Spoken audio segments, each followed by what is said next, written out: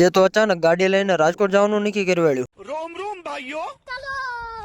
तो चलिए शुरू करते हैं। હા તો શું કે મિત્રો બધાને જય દ્વારકાધીશ અને જય માં શક્તિ. આજે સવારમાં બાબલા જેવા તૈયાર થઈને પૈસા લઈ લીધા, કારણ કે આપણે જવાનું હતું જસદણ. બહાર ગામ જાવી એટલે થોડાક પૈસા જોઈએ ને રોકડા હાથ ઉપર.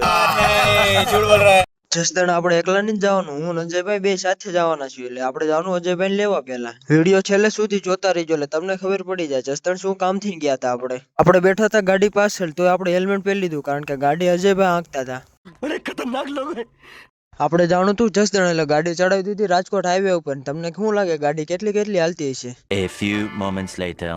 દુકાન તો જાણીતી છે, તમને ખબર હોય તો કહી દીજો કે આ દુકાન કોની છે. હિંગળગઢ ચડાતા આ બાજુ પવનચક્કી નું કામ ચાલુ હતું. પછી તો હું આપણે ડાઉન પેમેન્ટ રોકડું ભરીને પવનચક્કી બુક કરાવી લીધી, કારણ કે આપણે લગાવવાની હતી વાડીએ, કારણ કે વાડીએ થાય ગરમી.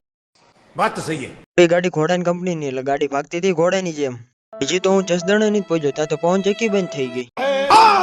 રસ્તામાં આવી ગઈ હતી માલધારી હોટલ ને આવતી હતી ચાની સુગંધ, એટલે આપણે ઉભા રહી ગયા ચાની ચુસ્કી લેવા માટે. अभी मजा आएगा ना भिड़ो। આપણે જસદણ આવવાનું કારણ હતું મનબા ફાઇનાન્સ લિમિટેડ માં આવવાનું, કારણ કે અહીંથી લીધી હતી આપણે ગાડી હાટો લોન, અને આજે આયા હતા એ લોન ને પૂરી કરવા માટે. દુકાન તો હજુ ખુલ્લી નથી, પણ આપણે ઉભા રહી ગયા હતા જાંબુડાના ઝાડ હેઠળ, એટલે ગાડી ગરમ ન થાય.